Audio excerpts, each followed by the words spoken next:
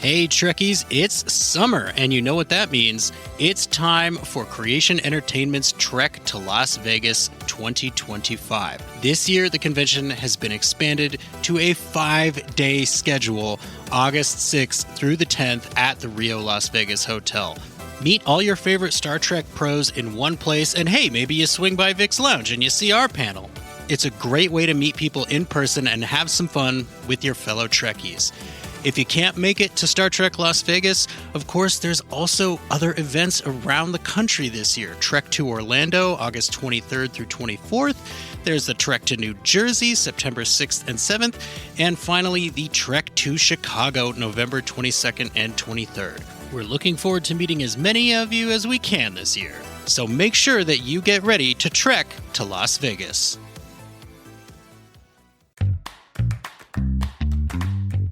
Welcome to Open Pike Night. This is a special episode as part of the Greatest Generation Star Trek Podcrawl. So if this is your first time listening to Open Pike Night, we are the premier Star Trek Strange New Worlds call-in and interview podcast. You'll hear some folks calling in tonight, and if you ever want to send a hail and lend your voice to our conversation about Strange New Worlds and all things Strange New Worlds adjacent, be sure to check us out at openpike.com for all the details on how you can do that. We can't wait to hear from you, and we can't wait for you to hear our coverage of Star Trek III, The Search for Spock. Hi, this is Robin Curtis, and you're listening to Open Pike Night, the podcast which goes pond too far.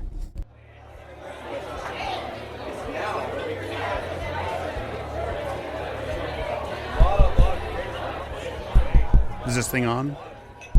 Hello, hello.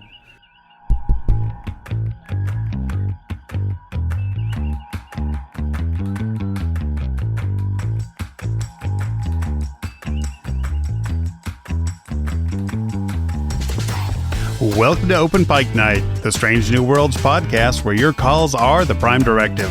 I'm your host, John T. Bolds, here tonight to discuss that one time a Star Trek character came back to life. This is episode 3 of the Star Trek Podcrawl. Be sure to check out all the other amazing hosts, The Greatest Generation, The Seventh Rule, Sci-Fi Sisters, Mission Log, Women at Warp, and Star Trek The Next Conversation. Be sure to go to StarTrekPodcrawl.com to support the NCSC. We are, of course, discussing what some have called the two towers of the original series trilogy, Star Trek III, The Search for Spock. But before we discuss that, let me introduce my co-hosts, the man who you just know would be a riding crop-wielding captain of whatever starship he was given, Jesse Bailey. You know that would be completely a front, though, right? Like, I'm trying to cover up who I really am, because I think we can all agree, of the three hosts here on Open Pike Night, I am the most human. And the man who, as soon as he saw Miguel Ferrer on the bridge of the Excelsior, began researching what other Twin Peaks cast members were in Star Trek, host of Green Shirt, A Newbie's Trek Through the Next Generation, 500 Kelly Cameron Harrison. I pride myself in taking a punch, and I'll gladly take another, because I choose to live my life in the company of Gandhi and King. I reject absolutely revenge, aggression, and retaliation. The foundation of such a method is love. I love you, Producer John. There's a deep cut for you Twin Peaks heads out there. I'm so glad you brought that quote. I think Producer John may be the noblest part of Cameron. Oh, there's already enough fan fiction out there, guys. Stop.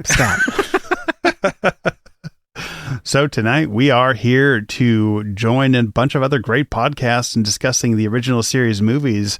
And we were not assigned Star Trek 3. We requested Star Trek 3. Yeah, we did. And I was the deciding vote on that. And mainly it's because we've kind of discussed a lot of TOS movies in other formats. And I was like, you know what? Let's do one we haven't actually sat down and either partially or fully talked about before. And I think it's underrated as any Star Trek movie can be, right? Like, they're all beloved.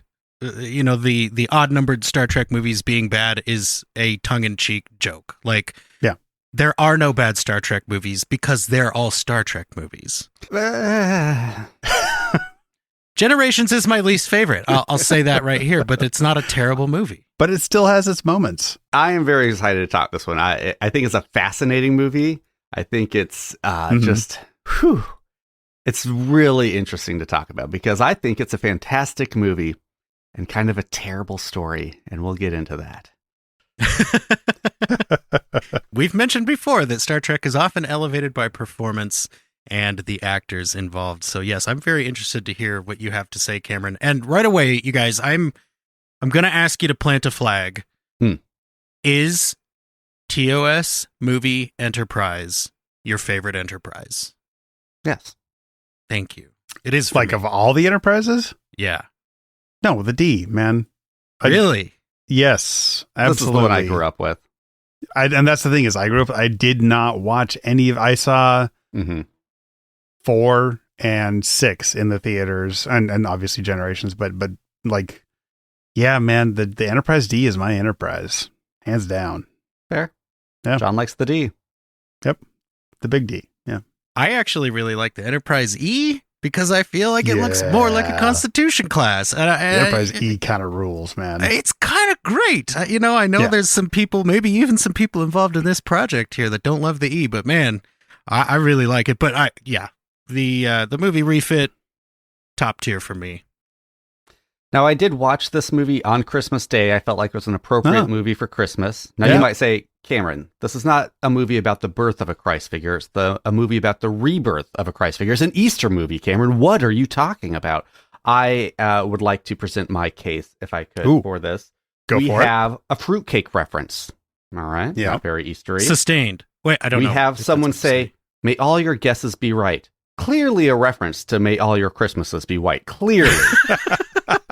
And most of all, the most Christmassy aspect of this film is Chekhov is wearing a Babes in Toyland outfit. So, I mean, case closed. Man. Search for Spock is a Christmas movie. Well, Kirk's wearing a ski suit later on, too. He's wearing a full-on 80s style, like, ski lodge ski suit. So, yes, I'm with you, Cam. Ladies and gentlemen of the jury, this movie, I think, The Two Towers is kind of an interesting comparison there, John, for a lot of reasons, right? Like, it really is a continuation of what we had just seen. It really picks up where the last movie left off. But Star Trek movies have this very kind of unique ability that a lot of other franchises probably couldn't get away with, where they all kind of start with last time in Star Trek the movie, and then it just works. Like, I'm very impressed with it, and I really like it. I mean, the Captain's Log obviously is a beautiful device, and the use of it throughout the entire franchise, it has been nothing short of masterful. But I think here, starting a movie with a funeral is pretty ballsy, and I mean, there's so much to like about this movie, and we will get into it. But do you think if Spock were present for his own eulogy that he would push back on Kirk saying his soul was the most human? I mean, he spends most of TOS fighting against that kind of designation. I think he would just be like, classic Kirk. Right. Yeah. Oh, yeah. Had McCoy been in his right mind, he would have been struggling not to burst out laughing when Kirk said this. Like, you troll. How could you? I'm standing right here, Jim. Right here. The most human soul you have ever known. Yeah. Or he would have just said, burn. Nice burn, Captain. But this is the introduction that we get to one of Scotty's defining character traits, which is, of course, lying to his boss. And that's so endearing. And I really am hoping that we will get to see him learn that trick from Pelia in Strange New Worlds. Like, have her be like, look, you don't have to tell him how long it's actually going to take. Just it's the same joke. But as we all know, the more times you repeat a joke, the funnier it gets. Absolutely. Yeah, of course. I mean, especially in Star Trek. Why not? So let me tell you guys why this is a Christmas movie. Not everybody knows this, but Krug's Targ is actually named Rudolph in the script. Oh, yeah. It just doesn't come. Yeah. Right. Was this the first Targ? I noticed that. Is this the first Targ we ever saw in Star Trek? Well, there was a TOS Targ. There was. Oh, that's right. The original, that's right. The OG. Okay. But I think this is the first punch up. Yeah. Is this the first Klingon woman we see in Star Trek? Did this begin the Klingon cleavage? It is not. There is I believe, I don't remember the name of the character, but I think in Day of the Dove, we meet a Klingon commander's wife because Kirk, there's some kind of alien that is messing with everybody's head, and I believe Kirk transports an entire Klingon crew over to the Enterprise to save them, which of course pisses them off. I don't feel qualified to comment on that. Fair. Please don't.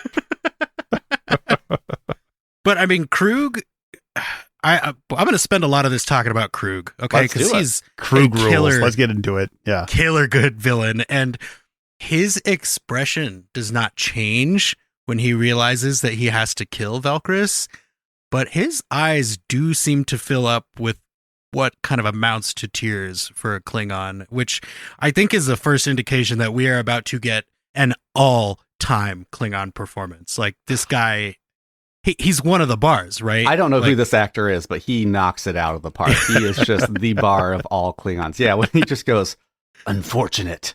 It says so much. It's so good. Like, just this little backstory they throw into this. Like, they didn't need to do that, but it's so good and rich and fun.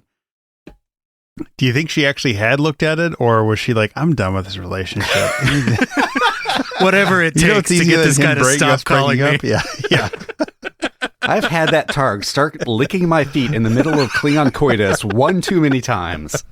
I've told him, kick him out of the bedroom, but no. Krug needs his Targ.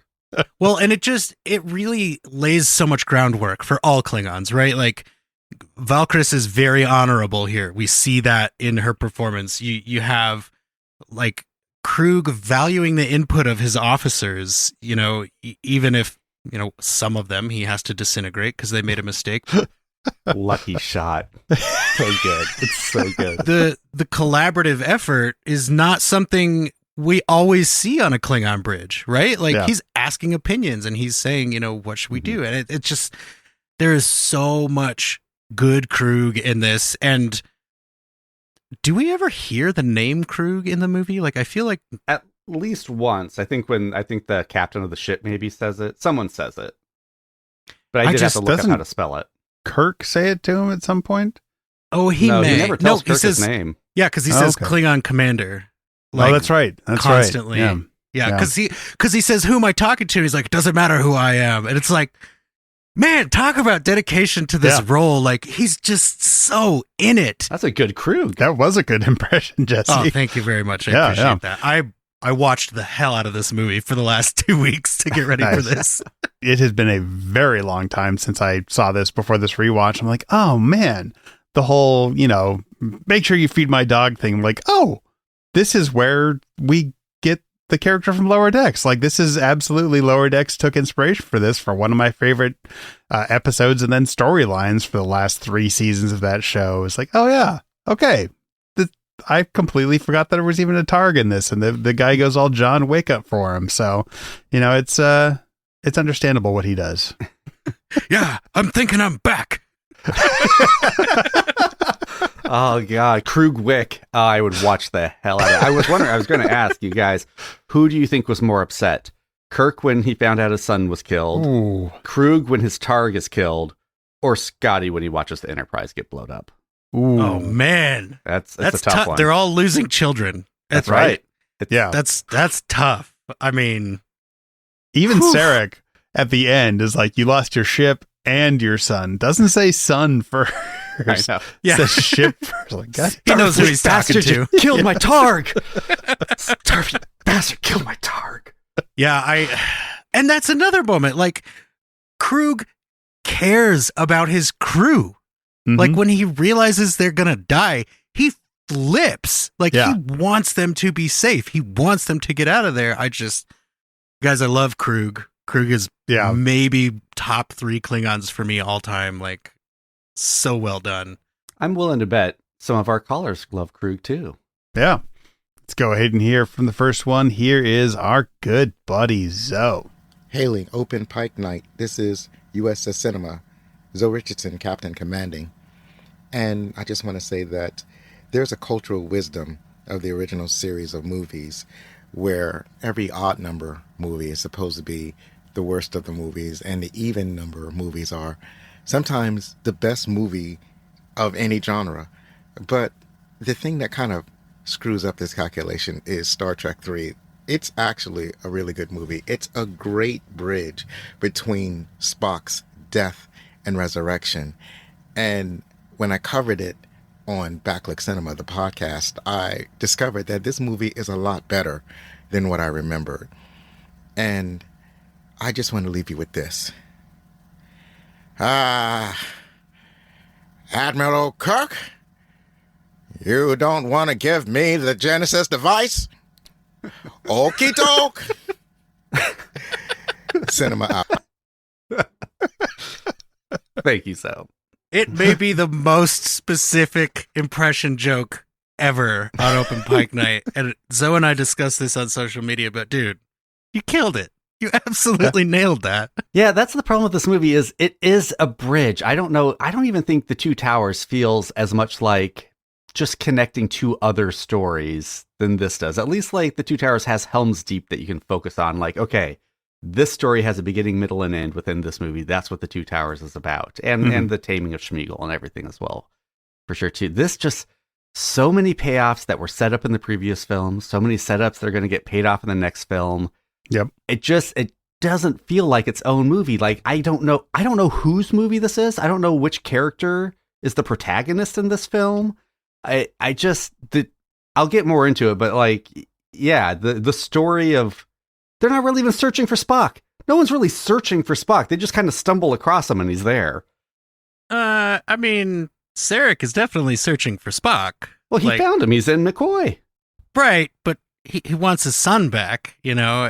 No. He wants to make sure his Patra lives on. What does that mean? Let's just get into it then. What does that mean?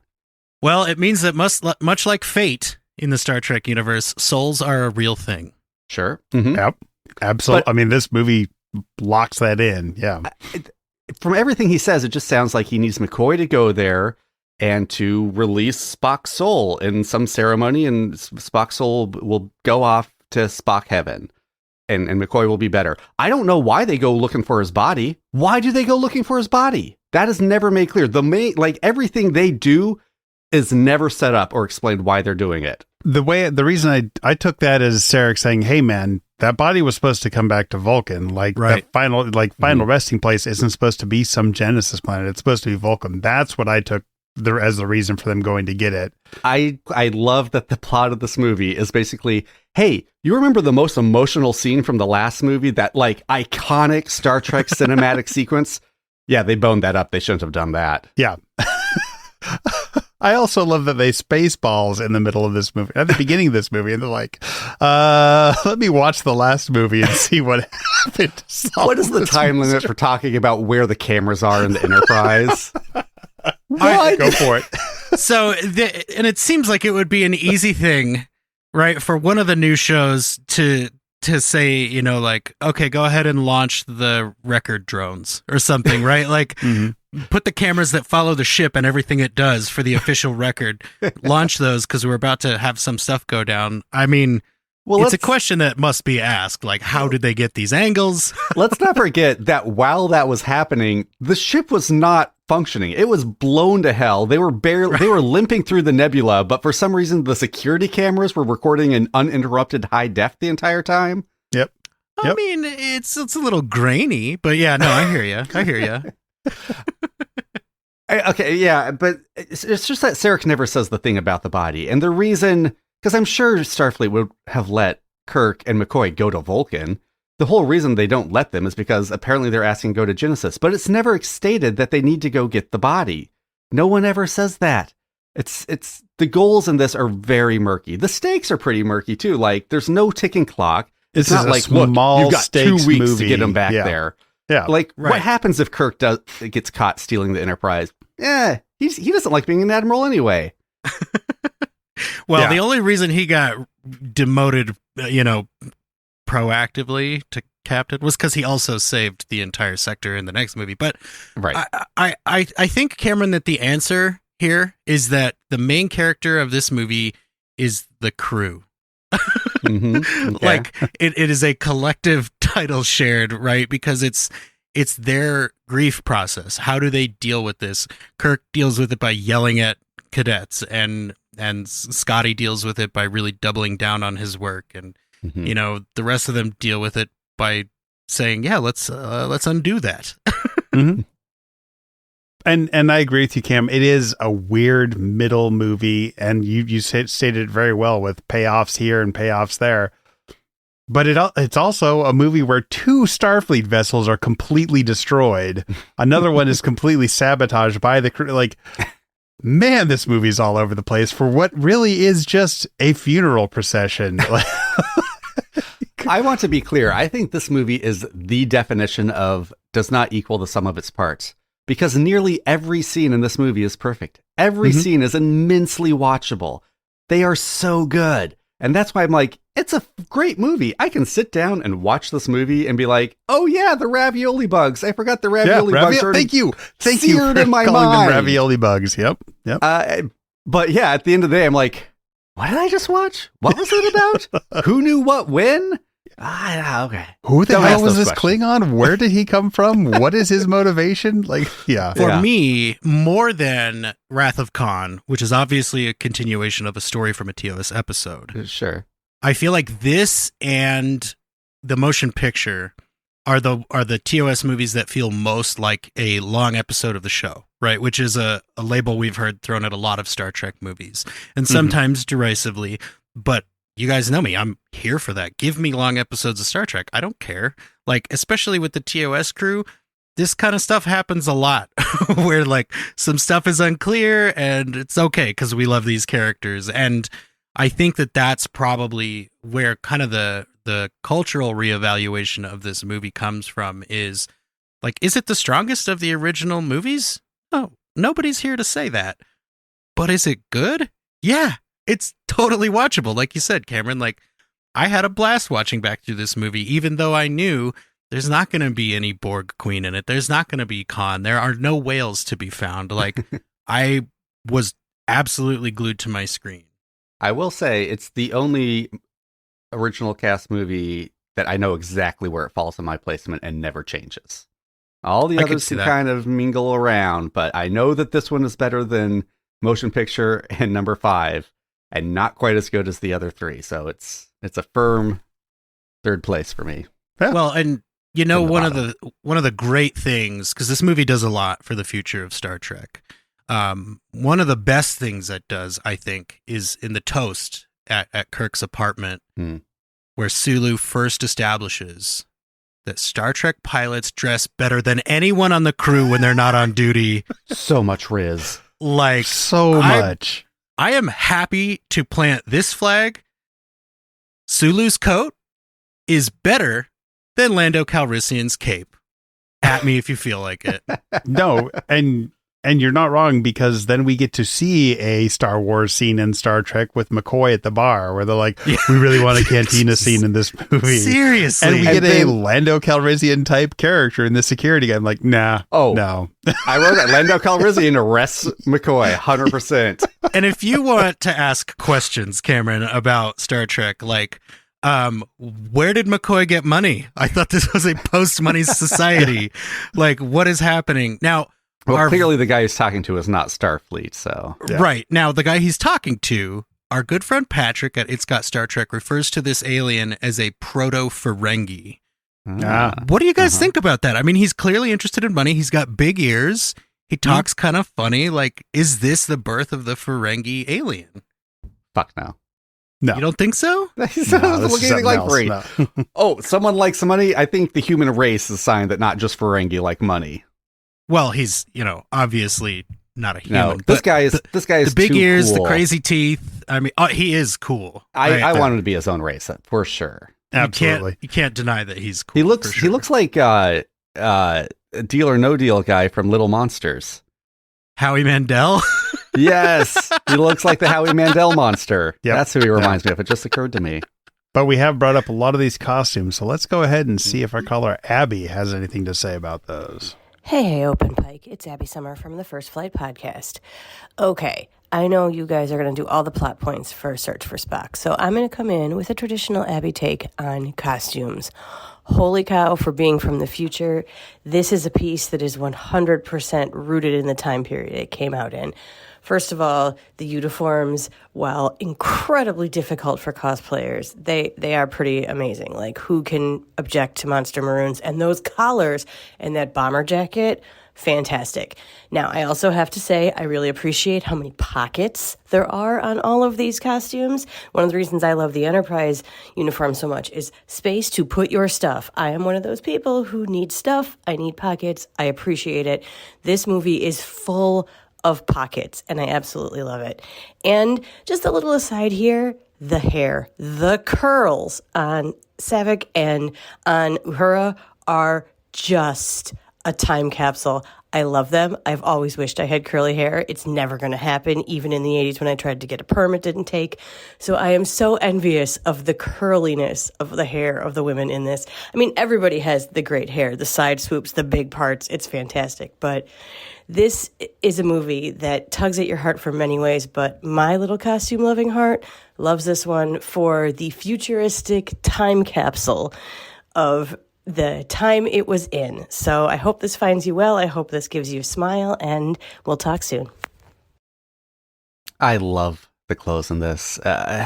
Chekhov's Babes in Toyland outfit notwithstanding, but everyone else looks amazing. I really hope that we see in Strange New Worlds, if they ever introduce Sulu, that we see Ortegas give him this jacket. That would be a nice little that moment. would be awesome. And then I just want to mention, I love that Kirk is out here action heroing the whole movie in this pink blouse. It just reminds me of Kurt Russell in Big Trouble in Little China with the lipstick on. Like, you know what? Let's embrace our feminine masculinity and own it. And I love how nobody brings up the little security guys' helmets, because obviously they were like in the middle of playing some sport, because surely that wouldn't be somebody's actual uniform, right? Right. And like, what do you need a helmet for if your job is sitting at a console? Like, I mean, I get that you're in space. I fully get it, but like, come on. And of course, you know, the Spock resurrection robe. Like, he spends the entire next movie in this outfit, and it's elegant. It's simple. It's got the geometric patterns, like the Vulcan ceremonial costumes. Like, there really is so much to look at with regard to clothing in this movie, and I completely agree with you, Abby. It is a time capsule, but in the best possible way. Like, I mean, everybody knows the Star Trek uniforms from Wrath of Khan forward are the best uniforms ever put on screen. But there's no arguing with that. So, you know what else is a fact that we learn here is that apparently Vulcan burial robes don't include underwear. So do you think his resurrection robe included underwear? Is he just freeballing it all throughout the voyage home? Does he swim in the robe when he's with the whales, or does he have like? No, he's in underwear. Okay, that's what I thought. Yeah, okay, yeah. But it could be that he tore part of the lining of the robe to fashion some underwear for sure. Yeah. They bury him half naked, resurrect him with underwear. Got it. Makes sense. Makes sense. I love that. At the end credits for this, I mean, Spock really locking in the most number of actors to play the same character across 60 years of Star Trek. 5 different actors play Spock in this, which I think means that Robin Curtis as Savick has acted against more Spocks than anybody else has, because she's the only one who has scenes with some of these iterations of Spock throughout the movie, including scary rubber face Spock there at the end. So, oh man, yeah, and the teenage Spock that they got is a dead ringer for Mark Leonard's Sarek. Like, they nailed the casting on these characters. Like, I was incredibly impressed with that. Now, there's 2 things I want to bring up here. The first one is DeForest Kelley's impression of Leonard Nimoy. Like, masterful. Of course it would be, right? They've worked together for so long. Their characters interact constantly. But, like, his moments as Spock are very well done. I mean, that when he attempts that nerve pinch and it does not work, good. Like, so good. The movie handles comedy really well in a very solemn story. I wanted to point out, I think like the Star Trek, especially the movies specifically, are undervalued for just how funny they are. They are written and performed. Like, this crew, this cast is so funny, and they write them so well for that. Oh yeah, yeah. I think Undiscovered Country is a comedy almost through and through. Yeah. But we do have a screaming adolescent child and a planet that is falling apart. Did Spock invent the burn from Star Trek Discovery? I mean, that's basically the same plot, right? this is not an important note, but I am happy to see the Tribbles get, some big screen love in this movie. It's such an integral part of Star Trek lore, which is insane considering that they had originally one episode. Yeah. And the franchise was like, yeah, let's stick with that. That's the easiest effect in the world. The legs on Tribbles for something that doesn't have legs, like, man, do they have staying power. Seriously. And this movie, all of Star Trek is quite self-referential, right? It calls back to other things, but like for Kirk to use Kobayashi Maru as the code name for this mission of stealing the Enterprise and going to find Spock is like, it's subtle. For Star Trek fans, it's not subtle, but like textually, it's a subtle thing. Like, yes, this is probably a no-win scenario. I'm going to do it anyway because that's who I am. And it just really, really works. And, I'm going to, instead of good luck, I think I'm going to start saying all my hopes, because Uhura has more grace than 90% of characters I have ever seen in filmed media. Like, she says 3 little words and you're like, man, I hope they pull this off for her. Like, heck with the rest of these guys. Like, I hope she gets what she wants. I really keyed in on that line too. I was like, oh, that was as good as Live Long and Prosper, May the Force be with you. Why don't more Star Trek people say that? I really hope we get to hear Celia say it at some point. Yeah. That would be a great kind of call back, call forward. Maybe she has, I don't know. But yeah, that whole scene with Uhura, I was like, I could 100% see Celia playing this. And that's how like she is playing a great Uhura, and that this scene is a great Uhura scene. Absolutely. Yeah. No, I think I'm going to plant my flag here.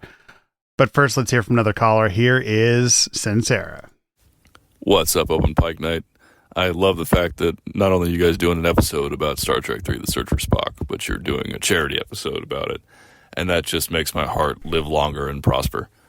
I have a special relationship with this movie because I was hoodwinked growing up into believing that all of the odd-numbered Star Trek films were bad. And my father wouldn't even let us rent them. So I only grew up seeing Wrath of Khan, the one with the whales, and Undiscovered Country. So I felt like I always had a gap in my knowledge of Star Trek, because there was, we consider the trilogy in the middle, and I was missing the middle of the trilogy just because my dad said it wasn't good. So I didn't see Search for Spock until I was an adult, and when those gaps are finally filled in, it became one of my favorites in the franchise. There's so many good and memorable parts of it, especially the introduction of the Excelsior and the Excelsior class, which I love that ship. I've named my work truck after it. There's just great comedy, especially seeing DeForest Kelley play both roles as Spock and Dr. McCoy in a sense. And that's what you get for missing staff meetings, Doctor, are great little moments. And the one that sticks, of course, in my mind is, gentlemen, your word today has been exemplary, and I recommend you all for promotion in whatever fleet you may end up serving. Best speed in Genesis. I wish I had more chances to use that in everyday life. Live long and prosper, my dudes. Talk to you soon. All right. And like Steve mentioned, this is a recording for a cause. So if you love the idea of a Star Trek future, join with other fans in supporting science education at StarTrekPodCrawl.com. That is StarTrekPodCrawl.com. That's the reason we are all here today discussing Star Trek 3, which I think I like more than Star Trek 2. Whoa. Ooh, Especially wow. because I think Krug, just this random Klingon, gets more... He drives the knife in deeper for Kirk than Khan ever is able to. Like, It's true. Like he does more. This random Klingon flies in after Khan does his thing. Is like, nah, I can do this better just because just because I want to. I'm not decades of revenge build up or anything. He's a much more equal opposing force to Kirk. Yeah. Right. Because he's from this world, and that's Khan's downfall, right? Is that he's from the past and he doesn't think in 3 dimensions, and he doesn't know, like all of the new things that are possible. Krug absolutely does. And at every single turn, he confounds Kirk in such a subtle but effective way. Like, he's like, send the Vulcan up too. And he goes, no. And Kirk says, well, why not? And he says, because you wish it. And it's like, that's all you need as a villain. Just obstruct whatever the other guy wants, you know? Like, it seems basic, but it's actually very tactically sound. And I gotta say, Steve's dad, what are you doing, man? Open the fire hose, let your kid watch it all, and then decide what they like. I'm so suddenly up in arms because I had kind of the opposite experience where my dad was like, you can watch this first movie, but be aware that if you like it, you have to watch the next 5 or 6 movies. Like, You have to smoke the whole pack of Star Trek. yeah, seriously. Like, you're going to be so done with this. And I am glad to hear that, you know, much like myself, a lot of folks are giving this film the credit that it is due. There's a lot here to be happy with, and I'm very excited for that. One of the things I'm happy with is the mind meld scene between Sarek and Kirk, because it is shot like a lovemaking scene with like the fire backlighting him and the extreme close up on his mouth. It's a really good scene. Yeah. Credit to Leonard Nimoy. I mean, the guy, obviously knows Vulcans better than anyone, right? He understands what intimacy means in that world, and it shines through in a lot of this movie. And the Star Trek universe has all these maneuvers, right? We love a good maneuver. The Picard maneuver is momentarily jumping to warp so that your ship appears to be in 2 places at once. The Riker maneuver is using the ram scoop to collect Metreon gas and ram it down the Sona's throat. So is a 1/4 impulse K-turn out of space dock the Sulu maneuver? I love slow speed chases in Star Trek. Slowest speed chase. It works. And, you know, I get that they're like, haha, making a joke of the Excelsior's expense, but it's like, the captain of that is not a bad captain. I love that his response to Yellow Alert is like, how could we be at Yellow Alert? We are docked. Like, what is going on? Like, I really do. I want to give credit. I enjoy the crew of the Excelsior. I think it's, you know, it's like, yeah, they have to, you know, the joke has to be at their expense, but it's like nothing about that crew tells me they are incompetent in any way. They are overconfident, maybe, but not like they're a good crew and it's a good ship as long as you don't take a couple pieces out of it. Well, and I mean, it arguably mirrors Kirk. He's overconfident in this movie. Like, you know, he decides, I'm going to do this thing. I'm not going to follow orders. I'm definitely going to pull this off. And sure, yeah, he manages to pull it off, but it costs him dearly.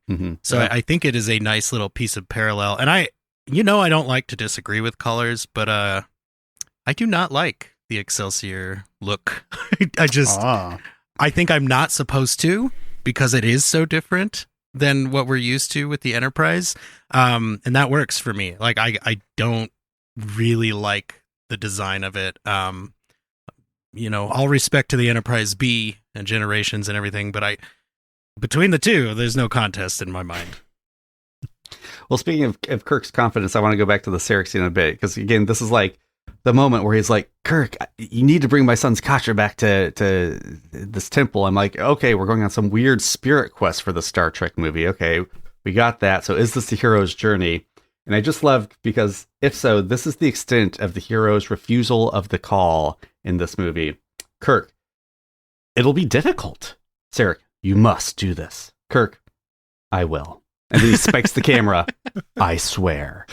And this, all right, we're off. That was the reluctant hero moment. The line of his. The refusal doesn't always have to be 15 scenes long. It's okay. It doesn't. But damn, does he spike the camera in that shot? Oh man, I swear. And then just holds it like they're waiting to go to commercial. Yeah, there is maybe no Star Trek movie that is more Shatner than this one, right? Like, maybe not even the ones he directed. So in the special features, they talk about, like, you know, this is Leonard Nimoy deciding to direct, and the studio wants him to direct, and he's very excited.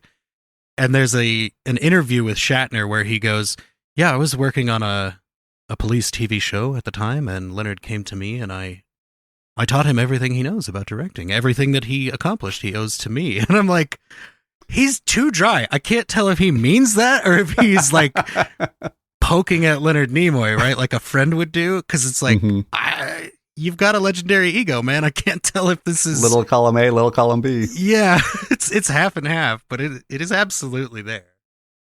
Speaking That's of Kirk stairs, I do love shortly after that when he's talking to the Admiral. I love anytime you can see in a character's or actor's face like the plan formulating. And when he just looks off to the right and stares and is ignoring the Admiral, and you're like, oh, you're devising the whole heist right here in this 5-second stare. That's amazing. I love that.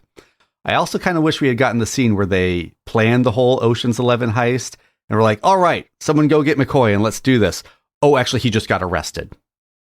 All right, back to the drawing board. Yeah. Yeah. I mean, I think it works as is. Oh, no, it's fine. But at some point, that yeah. happened to them. Right. It's probably in the novelization, let's be honest. There you go, probably. It serves to show Kirk's dedication to Spock, right? Like, yeah. He knows all that. He knows that he's risking a war for this one person who, to his mind, is not alive. And it's worth it. It's worth it to him. And he jeopardizes the careers of his entire crew for it, which, you know, they all go willingly. But I think that is, you know, Cameron, maybe the core of this is that it's actually a love story. And that's, you know, it doesn't read necessarily as an adventure or as a heist or anything like that. It's a love story between Kirk and Spock. Anyway, what I do like about what you just said is that what I like about this series of films is, unlike the Mission Impossible series of films, which I also like, but it's like, I think everyone but one, Ethan Hunt, is like going rogue, right? There's only one where he's actually just on an IMF mission that he's supposed to be on. And I like that this is really the only one where this crew goes against Starfleet and like has to hijack a ship from Starfleet. And so it really makes what we haven't really talked much about yet, but the standout sequence of this film, the stealing of the Enterprise, really stand out. And again, like, I don't think the whole movie works as a story, but this sequence makes this film like rise above many, many other films of its kind. Yeah. Don't they steal the bird of prey at the beginning of the next movie? Don't they go back to Earth and then have to steal it again, or are they sent? No, they're just headed back to Earth when everything's going down. Oh, like, right. well, that's we're in right. a position to help. Okay. I think I'm maybe confounding a couple movies in my head. Possibly. Still, they steal the bird of prey. I guess so, yeah. They trade for it with blood. But I mean, yes. So speaking of birds of prey, the reworked Klingon theme when Krug attacks the Grissom is a really nice touch, and it's interesting to me because it's like a little more chaotic version of the Klingon theme than we're used to, which I think is interesting because Krug is much less chaotic than Klingon captains that we're used to. He's very calculated, and I mean he's big, right? Like he's dramatic, but he's not chaotic. He has a very clear mission and like a set of ideals and set of actions that he performs. So it's like, I like that it is almost inviting you to reevaluate how you view Klingons, because I mean they're incredibly one note in the original series for the most part. So I think that this is the beginning of, you know, let's look a little deeper into these broad archetypes that we've built for our aliens here. But it is also a reminder, as I've stated before, that the Klingons are very metal. I mean, he's on this planet. This thing is trying to kill him. He crushes the life out of it and then radios up and goes, nothing happening down here. Like, no. He pokes it he grabs it. Like it's not messing with him. He's like, let's see what this thing's like. Like, I'll show my dominance over the single cell organism. Yeah. That has blood somehow. Yeah. Bacteria. What kind of shithole planet is this? Well, let's go ahead and listen to another caller. This is odd. It's not actually a recorded call. It is a live caller. We have first-time caller Robin to Open Pike Night. Robin, welcome to the Open Pike Night stage. This would be Robin Curtis. Hey! I decided to check you dudes out. What are you doing? What are you doing on Open Pike Night tonight? It's a pleasure to have you here to talk about Search for Spock. That's what we happen to be talking about right now. Oh, fantastic. Okay, I like it. I know a little something about that subject.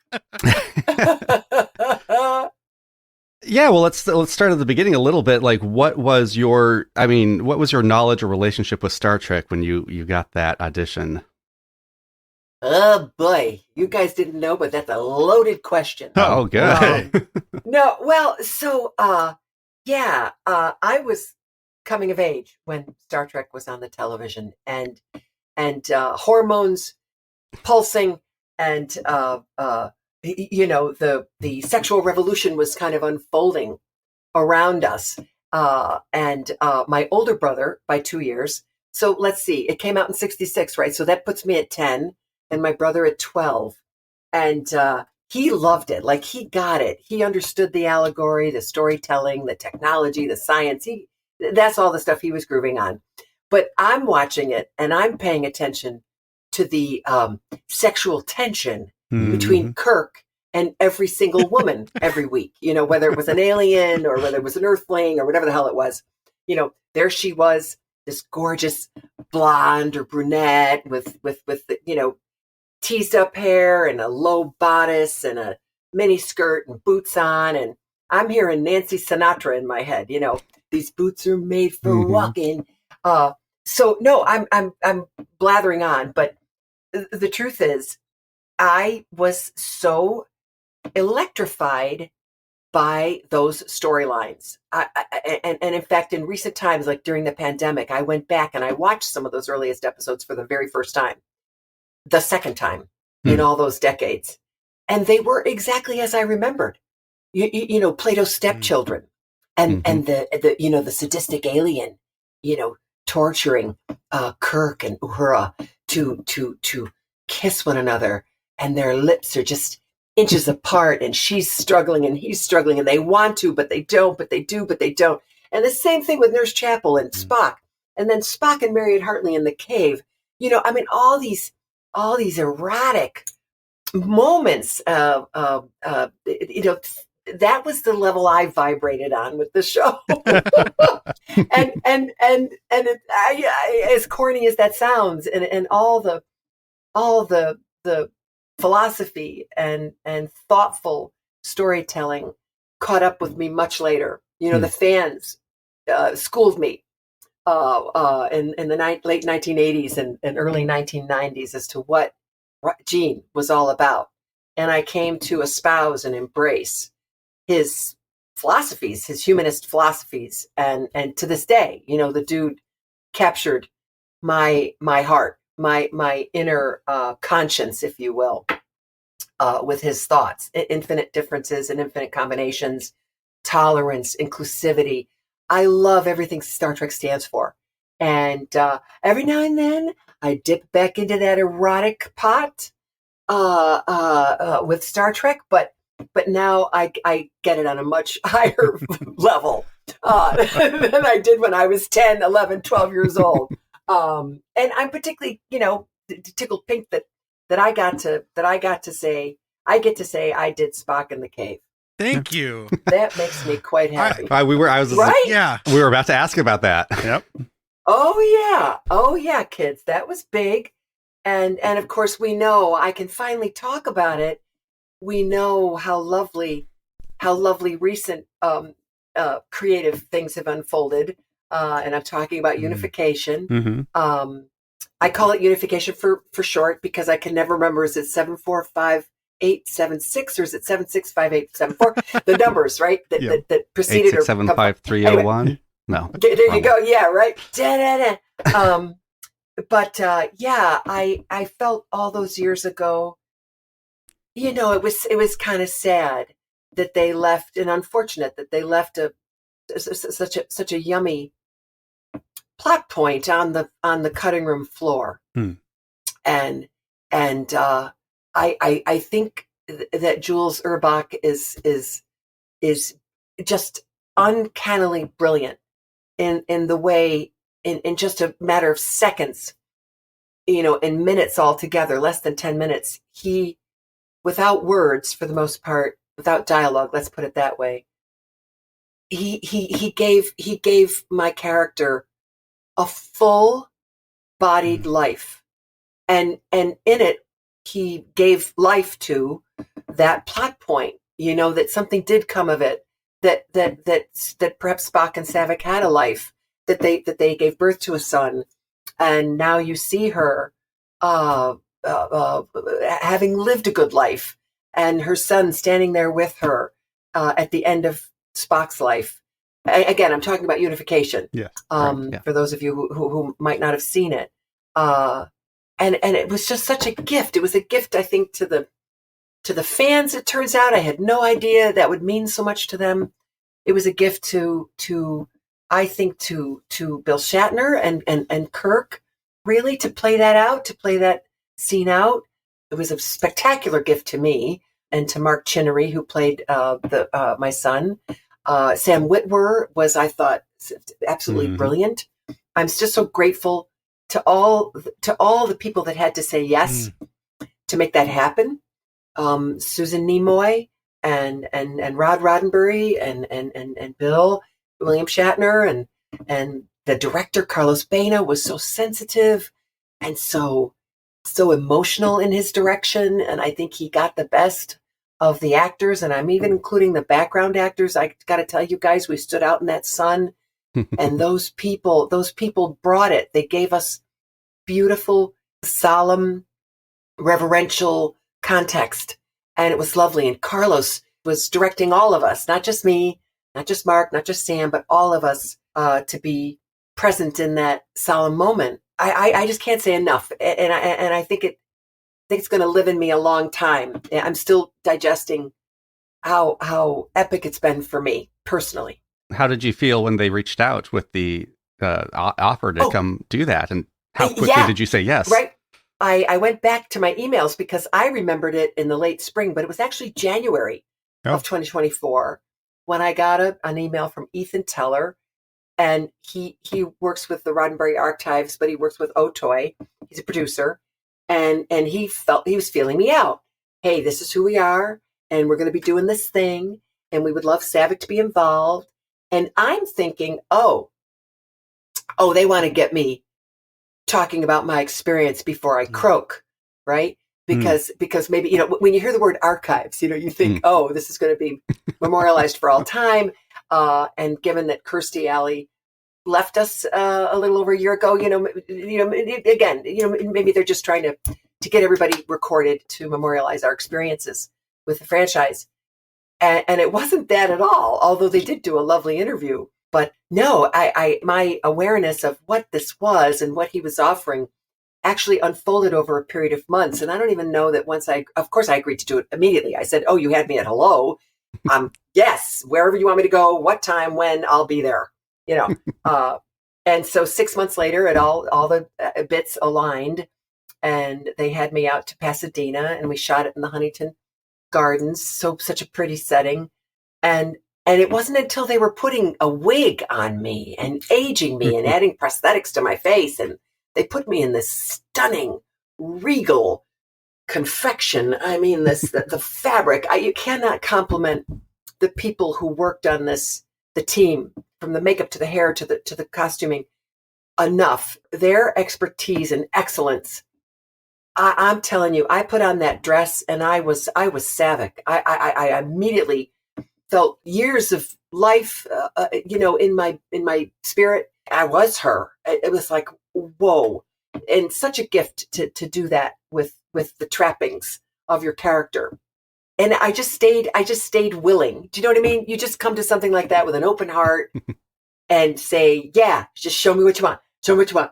I made it clear to Carlos, just like I did to Mr. Nimoy. You just tell me what to do. I'm a Gumby. I'm all yours. And I did struggle a little bit, with how emotional to be at this point in her life, seeing Shatner again and what Kirk again and what that would mean. But I thought, she's earned. I felt she had earned the right to be genuinely emotional in that moment. Delicately so, understatedly so, but nevertheless, very emotional.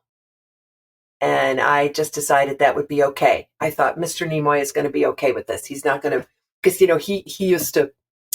would chastise me just a little bit, lovingly and gently when he was directing me about, oh, no, take that breath out of there. Oh, no. dryer, he's just trying to like herding cats to get me to show no emotion whatsoever. But I felt, for Carlos, I felt like after 400, I don't know how old Savick is in that moment, but it seemed like they were telling me I was something like 385 years old. Oh, wow. And Yep. she can let her hair down a little bit with those emotions, Right. So anyway. Well, if I may, you did not look a day over 350. I think it was very well done. And so I was watching some of your interviews on the special features of Search for Spock, and it's interesting that you brought up that emotionality because I think maybe the most emotional scene that you had in Search for Spock is toward the end on the planet. Spock is now fully grown. He's back to being Nimoy, and he kind of walks up and acknowledges Savick. And you in your interview, you mentioned that the way he coached that with you was, imagine that you are encountering a lover you haven't seen for years on the subway. How would you react? And I mean, how many people can say they learned how to be a Vulcan from Leonard Nimoy, right? So is there anything from that experience that you found difficult to get back to? Or like you said, was it just slipping right back in? You were like, here's who Savick is.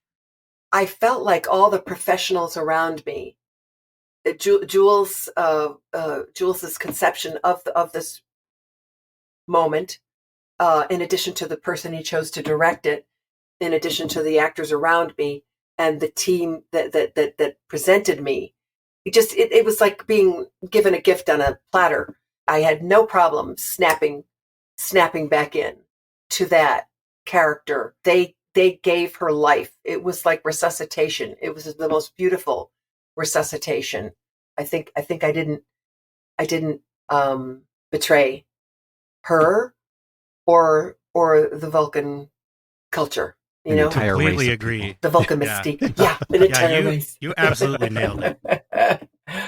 Again, 41 years, 1984 was when the film was released, but it was shot in 83. Mm-hmm. So it's been 41 years, that character was sort of lost to me.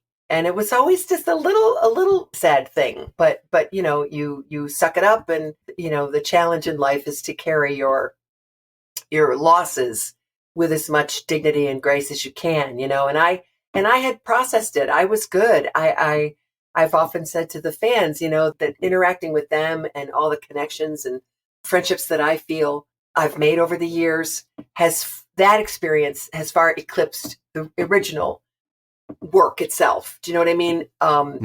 As to what it means to me in my life. The work got me there, to be able to meet so many wonderful human beings in our world. But it's been those rich friendships and connections that have come to mean the most in my life. So to have this come back this way and bookend these marvelous friendships I've made was again, it was just like a gift I didn't see coming. I didn't expect it. Never expected it, honestly. Because fans ask often, would you play Savick again if anybody asked? And I'm like, shit, yeah, of course I would. Oh my God. It's not a dumb question, but it's an easy one to answer. But I always made it clear, guys, nobody's going to be reaching out to me to do that. But thank you for even thinking that could be possible. But I know better, and so nobody was more gobsmacked than me that this happened, that this lovely little beautiful thing happened. That's awesome. Now, I apologize if this has been addressed elsewhere. I haven't done a deep dive on researching Search for Spock yet. Was it ever discussed on set that you might be conceiving a child with Spock? I mean, was that part of the scene? Or it was actually in the script of 4, at the top of 4, when she says adieu to the crew. There was some dialogue there, and in fact, I don't have my script any longer, but in the interview piece that the archives did with me, they put on the screen a snippet of dialogue that addressed this very thing between Kirk and myself. And to be honest, guys, it's been so long, I don't believe it was ever shot. I don't think it was ever shot, but if it was, it was edited out. Let's put it that way. Mm-hmm. Yeah. So somewhere along the line they just, because even Harv Bennett, he was sweet. The producer, the writer, he sent me telegrams at the start of each shoot, both for 3 and 4. And in the 4 telegram, he says, "Bring along an obstetrician." So it was cute. It was cute. He's being cute. And so it was there. We're not crazy. But then, as creative licenses does, it was taken out. Yeah. Now, I know it was a long time ago, but I always like to ask, looking back at your time on Search for Spock, is there a moment, something you did, something you brought that you can point at and say, that was me. Without me in that role, this moment would never have happened the same way? Oh, good gravy. I don't know if I would say that. Do you know what I mean? I have always struggled with my work in the film because I never felt like I put it on and I went, yeah, I got this. That was not a feeling that I had. Not day 1, not day 59. Do you know what I mean? So that is not how I would look at my work, to be honest, on it. Like, oh yeah, I kicked ass in that moment, or that's me, or yeah, oh, wow, I just really brought it home. So I'm sorry. I mean, if anything, I think I just really appreciate the moment you called out. Wait a minute. I'm gonna contradict myself right out of the gate here. Heck yeah. So I love the moment that you called out with regard to recognizing Spock again at the end of the film, right? After he's gone through the ritual. But I do feel very special about what Steve Manley and I did in the cave. Because we were very I had legitimate concerns and anxiety about what Vulcan foreplay looks like, and what does the beginning of Pon farr, what does that represent? And we didn't know what we would be touching, and what parts of us would be touching. And so when the day came and Leonard took us aside and he showed us this really simple finger play, which, by the way, I'm embarrassed to say I didn't know pre-existed that moment. I didn't know that it had been done a couple of times and captured on film with other Vulcans. I thought we were creating this moment for the first time. In any case, he and I suppose somebody might think it's a silly little trite little moment to rub fingers like that. Oh boy. But he and I were so committed to giving that the significance it deserved, and that it wasn't the least bit silly. And as simple as it was big, and I like to think that he and I invested that moment with the seriousness and the respect that it deserved. He was so lovely and present, and you're always grateful when an actor is giving you that, when they're giving you their full presence, eye to eye, spirit to spirit, soul to soul. I'm here. I got you. He was that actor. I think that the level that you both brought that to is what leads to 30 or 40 years of fandom going, well, did more happen? Because it's very emotionally charged. Like, you guys killed that. Yeah. And I mean, your character, this is not a question, but your character has some of the most emotionally charged moments in the entire film. You're telling Kirk that his son is dead. And like, even in that great moment, Robin, you balance that so well because you can see the pain in Saavik and just the sorrow, but she knows that she has a job to do and that she needs to maintain her professional demeanor. I mean, again, it's not a question. I'm just telling you, you killed it. Yeah. Jesse. Well, so I'm curious. Did you guys pick up on Sam's performance as Bill, as Kirk? He was taking all of that in that moment that he recognizes me, that the history we had, that his son died to save me, that as I indicate or gesture to the man standing behind me, that he wouldn't exist if your son hadn't died for me. I mean, did you? I mean, do you pick up on all that in unification? I was impressed with how much we could read in the eyes of Yeah. Kirk Cool. and how it felt Cool. like Shatner. Like it, I know. knowing that it wasn't Shatner threw me off for like the first 2 minutes Right. maybe, and then I was like, but this guy totally gets it. Like Yep, he does. Yes. he's a Yeah. consummate Mhm. actor, and it's very impressive. And I agree with you, like to kind of bookend this story that has been left open for 40 Right. years. It's like the courage that it takes to do that as a creative is huge, and I'm Yeah. very impressed with how it ended up. Like I said, going into it, I was like, I don't know about this, and by the end of it, I was like, all right, it Yeah. works. I'm Yep. there. It absolutely does. Yeah. It very much works. So kudos, huge bravos to Otoy and the Roddenberry Archives, man, and the whole team that they hired, and Carlos and all of them. I mean, seriously, these dudes, you know what? You could tell that they loved and admired Star Trek, period.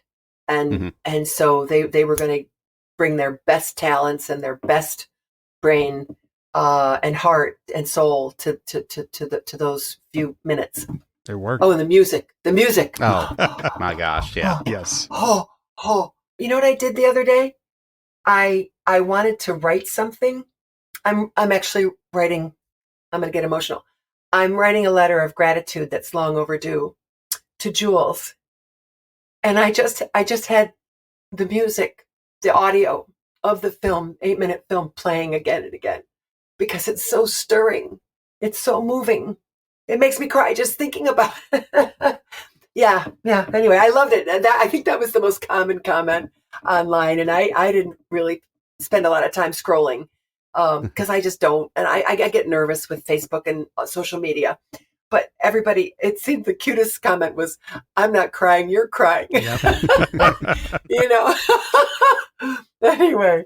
I'm glad you got this opportunity. And I'm glad you gave us the opportunity to chat with you here while we're discussing Search for super. Spock today. Like, thank you so much for your generosity you're of time. welcome. And this has Yeah. been a fantastic discussion. Awesome. Now, did you want a joke? Yes. Did you bring a joke? I brought a joke. I've got notes. It's not a knock knock.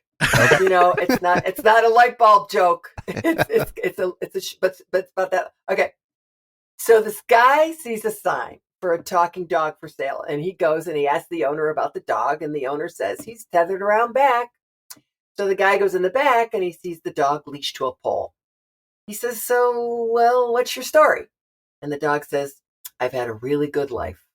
I used to work for the DEA, sniffing out drugs, and then the FBI got wind of me, and they recruited me, and I used to sit in on interrogations and then testify in court.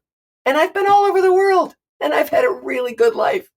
But I would just like to relax and enjoy my old age." So the guy says, "I'll be right back." He goes back inside, and he asks the man, "How much do you want for the dog?" And the owner says, $10. And the guy's like, $10? That's all for that dog? And the man says, "That dog's full of shit. He's been out in that yard. He's never been out of the yard. God damn it, I knew I would screw it up. He's never been out of the yard." All right. That's my joke. Thank you so Lion much. dog. That lion dog. I love it. Hey, Happy Thank New you Year. so Thank much. you Happy too. New I Year, wish Robin. you all the best in 2025 and to all your listeners. Thank you so much. Okay, guys. I never picked up that they were having sex. Really? This is the first watch where I was like, as a kid, I was so confused about so much. Like, because again, going back to the goals and everything, like the movie almost feels like they all know he's coming back to life, and that's why they're going to Genesis to pick up. Like, I was so confused as a kid. Like, did they figure out that Genesis would bring him back to life before they found the body? I don't know. But also here, like, so they mentioned Ponfar, great callback. Mm-hmm. But I like the whole time, even now, I'm like, is he wailing in pain because of Ponfar, or is he wailing in pain because of the rapid aging? It's very muddled. A lot of this stuff is very muddled. So I always assumed she was just rubbing fingers to kind of like, hey, this is Vulcan meditating. We're calming you down. You're feeling better. Did not think that the Vulcan Starfleet officer was about to bone this rapid aging teenager. Out of mercy. Yeah. Okay. It All was right. a pity fuck. I mean, I'm starting to get it now. I'm reading it now. Clearly, we have just gotten confirmation. So I want to go rewatch the movie and reevaluate everything I know about Spock in this film. I would answer the first part of your question with yes to both. Like, it's really showing you how torturous this is for Spock on multiple levels, right? Like, his bones are actually changing shape and like expanding at this incredible rate. And on top of that, he has to go through this burning puberty from hell. Like, it really does show you, the strength of Spock and Vulcans as a whole, like how much they suppress what they're feeling, not just emotionally, but physically. It's a great way to illustrate all of that over the course of a single movie. And I mean, it really does kind of make Saavik one of the most important characters in this movie, right? Like, she does a lot of the most important things. She discovers that Spock is there in the first place. And this character, it feels initially to me like it was added because they were like, what if there was a lady Vulcan? But then she actually gets some stuff to do in this. And, as you just heard, I have zero complaints about Robin Curtis's performance. I love her Saavik. I think she's great here, from like all the just like your father lines, classic kind of Vulcan snide remark there, to just the way she takes charge on the planet. Is like, yeah, we are in literal hell right now. We have been abandoned on this planet. We have no way off. Klingons are after us. This is what we need to do. Get to work. Yeah. And she's scolding David. Like, look, man, you can't just science however you want. Like, how many people are going to pay the price for this, right? And I think, was that the movie? Was that them trying to like set up a little bit of a like, oh, David has to sacrifice himself because of what he did here? I'm like, it just doesn't. I'm like, did we need this? Did we need the proto matter? That's another kind of thing. As a kid, I was always like, wait, what's happening now? Yeah, because there's zero payoff for it. Like, I think the reason for that is like, that's why there's no Genesis device afterwards. Right. That's why it's unstable. I get that. Yeah. It's like an explanation for why the planet's blowing up. It's that, but it's also a lot of things, right? It's the indictment of the use of nuclear weapons, or even the development of nuclear weapons, right? Like, yeah, you think you understand it, but it's an incredibly destructive force. It's also, I don't necessarily think that it's meant to make David feel like he has to sacrifice himself so much as it is to parallel him to Kirk, right? Like, Kirk is okay with disregarding the rules if he thinks that it will serve the greater good. And that's absolutely what David is trying to do here.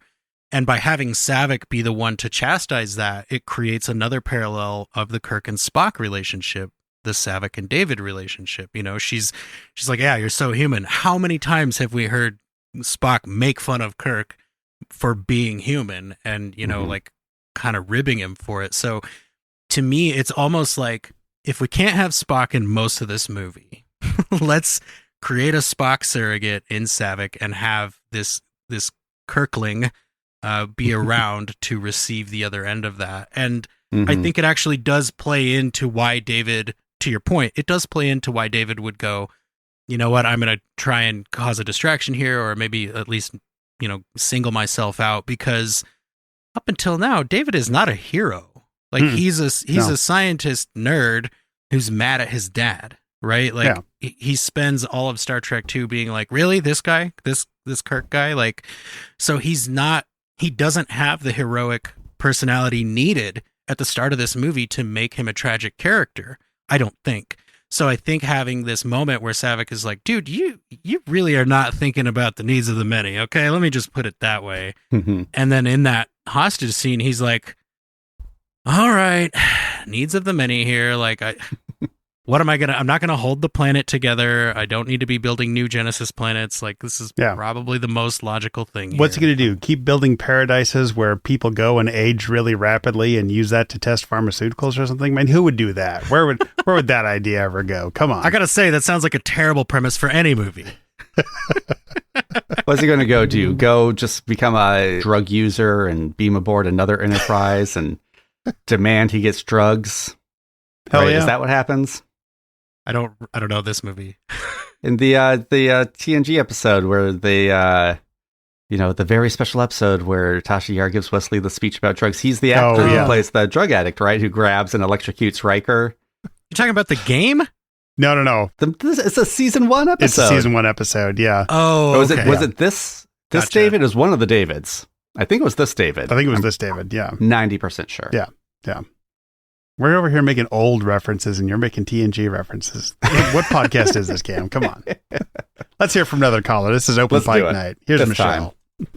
Hey, Open Pike Night. So, Star Trek 3 is my childhood Trek. My dad got me into Trek through the TOS movies, and I have very vivid memories of eating leftover birthday cake and watching this movie more than once on a summer vacation when I was 9 or 10 years old. So, this movie meant a lot to me. I was very moved by it. I think it gets a lot of flack that it doesn't deserve.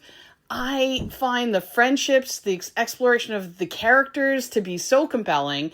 There's so much humor in it, too. Now, my favorite TOS character is Dr. McCoy, Bones. And D. Kelly absolutely nails it. He channels Leonard Nimoy's Spock.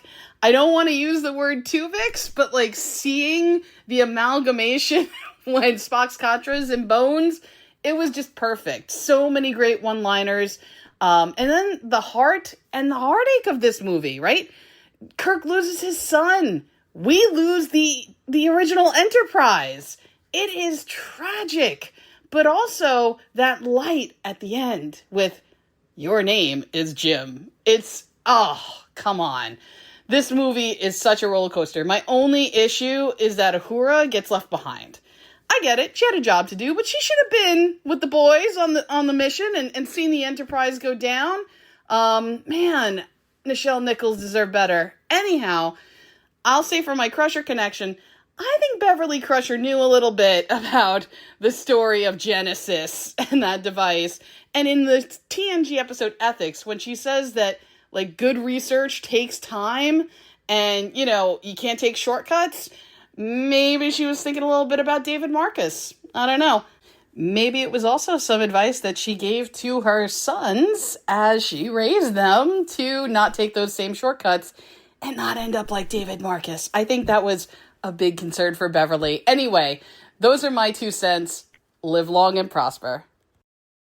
Brilliant points, Michelle. I'm so glad to hear from you for this episode. And I mean, shortcuts through living tissue, like one of the hardest Bev lines ever, right? Like Bev knows her stuff. And I completely agree. It's because of all their science education. So, you know, join your fellow Star Trek fans in supporting science education by going to StarTrekPodCrawl.com. Nobody does it like producer John, folks. They really don't. But I agree with you on Uhura. I wish she had more to do in this movie. I think Star Trek 4 really redeems that. She gets a lot more to do. She gets to be a badass, the badass that we know that she is. And, you know, I think part of the reason the heist is so fun and iconic is because everyone does get something to do, except I think the person kind of getting the shaft is Chekhov. He doesn't. He has no important role. He's there a lot. I mean, what are his skills? Star Trek never figured it out. Like, what are they going to give him to do? I mean, at least Uhura is a commanding enough presence to be like, you're going to get in the closet now, and that works. Like, it's so commanding that I have a Mandela effect of seeing that man in the closet. Was that in a TV cut? I swear I've seen him in the closet. But yeah, no, I think Uhura's scene is great. Like, yeah, it's a bummer she doesn't get to go on the adventure, but we see her at the end, and she has such a good moment there. Yeah. Meanwhile, Chekhov is just sitting around like a little Lord Fauntleroy. I mean, he's getting the. Did he have a worm in his head in the last one? In the last one, yeah. So he's still recovering from that. I mean, we got a lot of Chekhov in Wrath of Khan. Yeah. So yeah. Well, and to your other points, Michelle, agree completely with McCoy. Like, this character is so great. Like, he spends all of TOS being kind of blatantly racist. It's probably excused as, well, he's good friends with Spock and Spock's in on the joke, etc., etc. But we see here that he actually does care. He tells Spock that he missed him, and then he respects the Vulcan customs. Like, he names his father during the ceremony, right? And it's a beautiful, beautiful moment, and D. Kelly crushes it this entire movie. I call him D. Kelly because we're tight like that. But that last scene, to your point, Your Name is Jim, the writer Harv Bennett said that he actually started with that scene and then just worked backward from there. So Cameron, maybe that's where some of your structural issues come in, because the writer was like, I just got to get to this point. Like, however I get there, who cares? For sure. 100%. Speaking of the other cast members, then I want to talk about James Doohan and how he does not get the respect he deserves as an actor, because his performance when the Admiral walks up to him and tells him to report to the Excelsior, maybe the finest bit of acting ever put on film. Yeah. Top 3 moments. It's like, real good. Like the deadpan stare and then the little smile. And he's like, well, actually, it's so good. It So does good, take balls to be like, yeah, I heard you issue that order, but I really don't like it. How about this? Like, Yeah. I mean, dude. Let's meet in the middle. Yeah. But and his joy with having sabotaged the Excelsior, like it's so complicated now. It's really easy to do. You just pull one piece out, like, And then Up your shaft. It's such a good line. the line that he gives to McCoy, like from one surgeon to another doctor. It's like, come on, man. That's so good. cold. I love it. And I'll Yeah. credit his performance when Kirk starts the self-destruct sequence. Like, Oh, yeah. like his reaction to just hearing that, not knowing that see that's the plan, but like, all right, here we go. Mhm. Oh. It is a good moment upon hearing the death of a child. Yeah. But, okay, let's go back. I mean, I know Shatner gets all the credit for the Spock funeral scene and, Soul More Human and everything. We've referenced that. But the moment he finds out, I was almost in tears this watch, guys. Like, that is, I don't know why the scene isn't held up as like the Shatner acting scene more when he finds out that his son has died. That is so good. Yeah. So, to your point, Cameron, and this isn't a thing I ever thought I'd say, Leonard Nimoy agrees with you. Oh. Like, in the commentary, he's like, this is the top of Shatner's game. Yeah. He, Nimoy cleared the set so that it was just Shatner. And there's not actually even certainty if that stumble was scripted or if that was Shatner. Like living in that moment and attempting to get to the chair. And he basically phrased it as, that's what this movie is. It's when the captain falls down. And I would like kind of getting emotional even just repeating that. Like, he nailed it. Like, Nimoy knows these characters. He knows what he's doing here. And his direction and care for this script, I think, is what elevates it past, kind of a soundstage looking movie. Like, it does, you can see that in it, which I would just say that's the spirit of Star Trek, soundstages and foam rocks. But like, from an actual analysis standpoint, he understands, like, look, if this is self-serious and these people commit, it will work. And I gotta agree with that 100%. And yeah, like, how often do we see Kirk get really sad, right? Like, I mean, he lost the love of his alternate life at least twice at this point, right? With City on the Edge of Forever and Tomorrow and Tomorrow and Tomorrow. And for him to really break down, I think, is just a masterstroke in this film. And he doesn't immediately turn to anger and revenge and like, I'm gonna just kill every Klingon I ever meet. But I think this is the scene that makes his later scenes, like in Undiscovered Country, really work. Because without that, it's like, what is this? Why is he such a jerk about the Klingons? It's like, this is why. Because like, you can discard everything that happened in TOS and just look at this scene and see why he is the way he is with Klingons. And I'm really glad that you brought that up, because it is powerful. I mean, it's heart-wrenching. Yeah. It's so powerful that you forget that it really shouldn't work without having seen the previous movie. Yeah. Like, if you just jump into Search for Spock, you should kind of be like, what's happening? I haven't seen these two characters together ever. But even then, even if you were to jump in, I think the scene would still work because of that performance. And and they're not together in this movie. And you just hear Savick saying like, oh, your dad is Kirk. I mean, like, that's not what she says, but that's essentially what she says, right? And to have such thin layers of that built up before this happens, I mean, it's an impressive feat. It really is. Yeah. Speaking of like the death of characters, I like the captain of, what's the name of the ship that they're trying to rendezvous with? The Grissom. The Grissom. I like the captain of the Grissom, and we even get some shots of the other crew. Like, I love the moment when he's like, oh, you think he found Spock alive? what do you think we should do here? The There's helmsman? nothing in the manual about what I Yeah, should the do in this helmsman, like, moment. what? The helmsman in that scene is like, excuse me? Especially because it's kind of immediately after they're blown up by Klingons. It's like, Yeah. Well, yeah. Oh, man. And that's why I'm like, I kind of felt bad that they died. Yeah. I like that guy. yeah, it was a good crew. Mm-hmm. We do have a good crew of callers here. We got a couple more. Let's go ahead and hear from Platty. Hey, Open Pike Night. This is Platty M3 calling in with my hits, shits, and giggles for Star Trek 3, The Search for Spock, which unfortunately is not the name of a new Paramount Plus movie starring Christina Chong's Runa. My dog is a little sad. All right, movie hits. Man, I got great memories from this. As a kid, I had this version as a book. And it came with a little storybook, pictures from the movie, and an audio cassette that read the book. I must have listened to that dozens of times as a young little Platty. Probably my first audiobook ever. I know there's a lot of controversy over this, but, Robin Curtis as Saavik, I was 100% fine with, so I'll put that as a hit. And I love the scene where Kirk asks for the Enterprise. Starfleet's commander, of course, says no. And Kirk kind of gets this faraway look on his face and then just kind of chuckles and said, I had to try. That was a nice little moment. Shits, just going to go with the obvious ones here. Bye-bye, David. Bye-bye, Enterprise. Damn, Kirk loses damn near everything that's important to him in this movie. But, get Spock back. Giggles. Cameron, I'm sure there's a lot of speculation on what went down during those Ponfar moments, but I brought an expert on to explain it for us. Cameron, I assure you that nothing more than kissing happened. That's, of course, a definitive statement on that. And I love the moment when Uhura beams Kirk and the crew over to the Enterprise. The scene starts with a young lieutenant talking about the place being the hind end of space. And if you watch that scene in high def, he ain't wrong, man. There's consoles that need Windex, the chairs are scuffed up, and that wall could use a coat of paint. So he's right. Platty M3, signing off. Platty, I love that you remix my other podcast, Green Shirt and Newbies Trek the Next Generation, into your calls. It warms this old man's heart. And yeah, I mean, as you heard, we covered a lot of that, but Rob was wrong because the more authoritative figure, Robin Curtis, weighed in. It was a lot more than just kissing. Well, and it kind of interests me to learn that Cameron used to be a young Rob. Like, if I didn't see it, it didn't happen.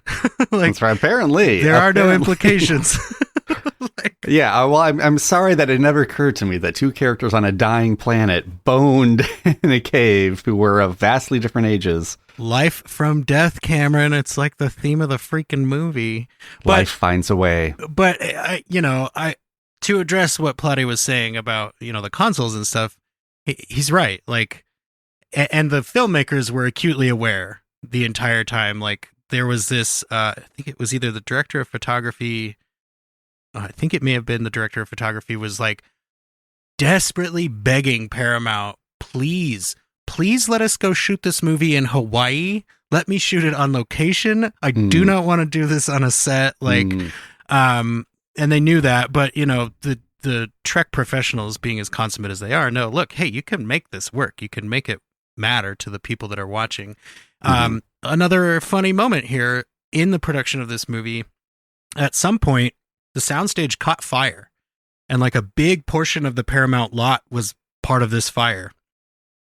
And zero exaggeration, William Shatner sits in the special features for this and talks about, I grabbed a fire extinguisher and I ran into the burning building and I started putting out flames. And when the firefighters show up, they thanked me for what I had done. And I said, you're quite welcome. And I handed them the fire extinguisher and walked off.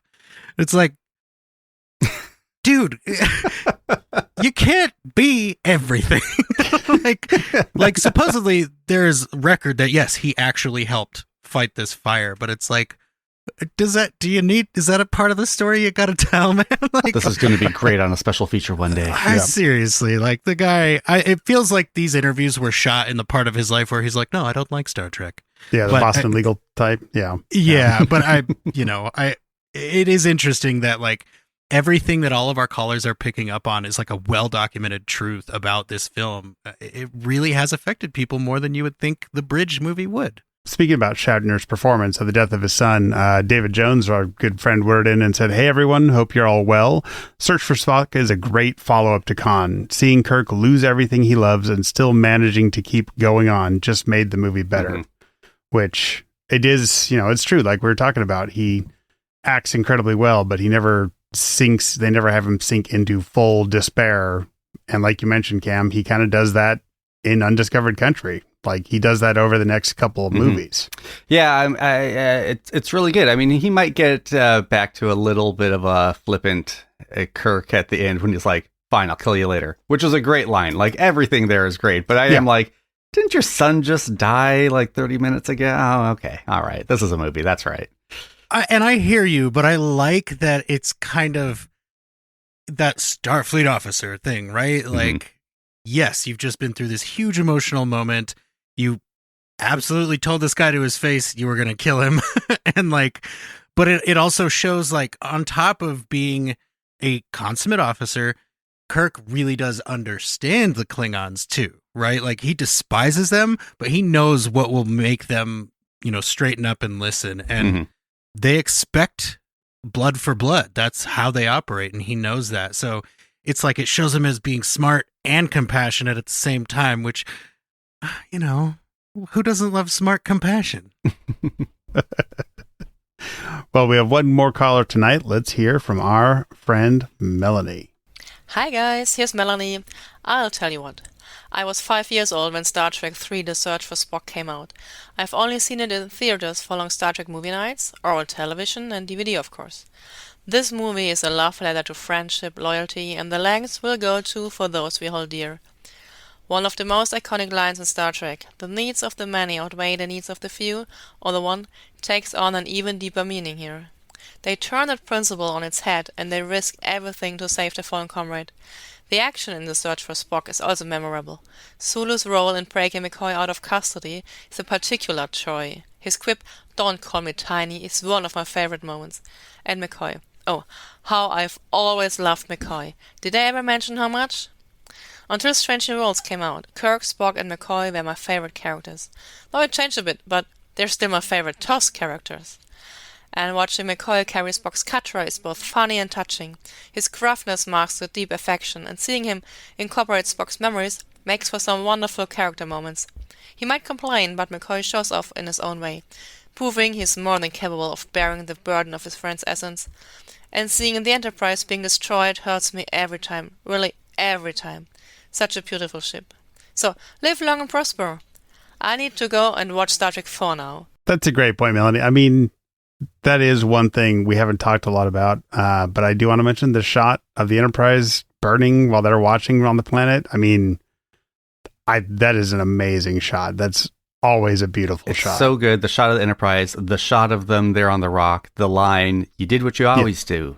You turn death into a fighting chance." Like that just sums up Kirk, and then the shot of him there with the I don't know if it's a sunset or like a planet set because it's being destroyed, but it's beautiful. And that's kind of what I was talking about earlier, where it's like, yeah, the close-ups on some of the environments are like, oh, these are artificial sets, You could see what they really wanted to kind of capture that, like, look, all these biomes are living together. Like, you could kind of see what they wanted to do and just did not have the budget to do with Genesis. Yeah. And I will say, in contrast, though, like the first shot, like in the jungle, where they're, panning through to find that tube, like that looks great. That's like a Jurassic Park level jungle shot.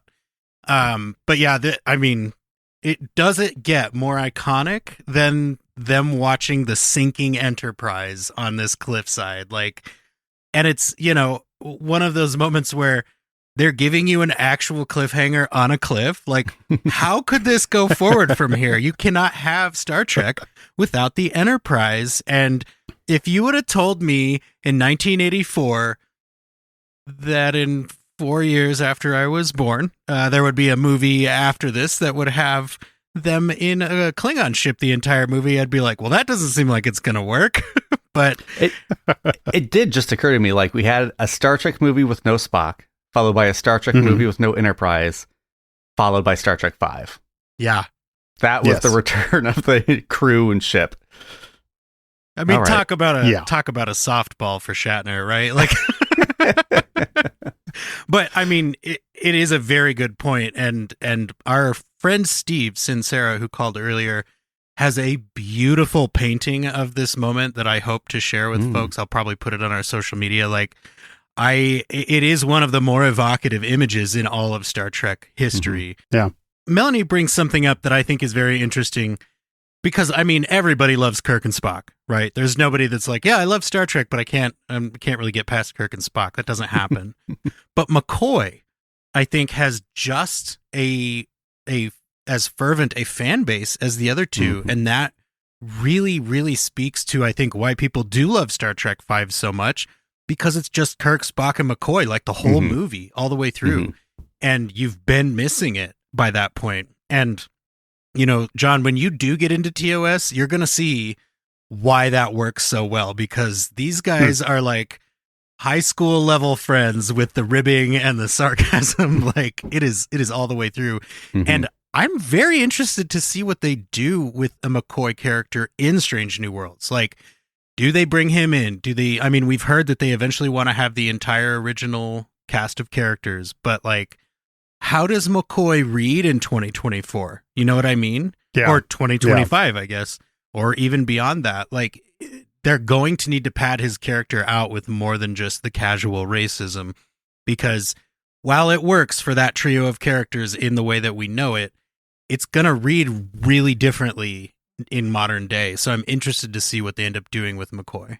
I think the TOS movies McCoy is just fine. I think the Kelvinverse McCoy is also great and perfectly acceptable. I don't think there's a problem there. Right, and he's considerably softened from what there is in TOS. So sure. I mean, this series for sure. But I think they've been doing that since they'll then, lean more toward that, just like general grumpiness. I did want to go back to that opening shot you said, because it's no wonder that despite my problems with perhaps the story structure, that I do still love so much about this movie, because that opening shot, so much about this movie is just cemented in the 80s. And I feel like there's so many vibes to other great 80s movies. The opening one, I feel like a lot of 80s movies opened in like creepy dark forests with like highlights and soaring music. I would definitely E.T., I'm thinking when I watched that. I believe Baby the Lost Legend, the weird dinosaur movie. It's been years since I've seen that. Then you have The Neverending Story with the planet breaking apart. I mean, just flashes of that entire time. I kept waiting for the wolf to jump out and tackle Krug. This is Targ, back from the dead. Definitely, and I mean, legitimately, guys, I conflate Spaceballs with this movie. One of you had mentioned Spaceballs earlier. The scene I think of, though, is the self-destruct. Every time I watch this movie, I expect the computer to say, "Have a nice day" at the end. Just kidding. That's right. I have to tell my brain, no, it's not this movie. I do like that the self-destruct sequence starts by destroying the bridge. Yeah. Well, and then if it didn't have a planet to crash in, there'd be a lot of the Enterprise still floating around intact. Yeah.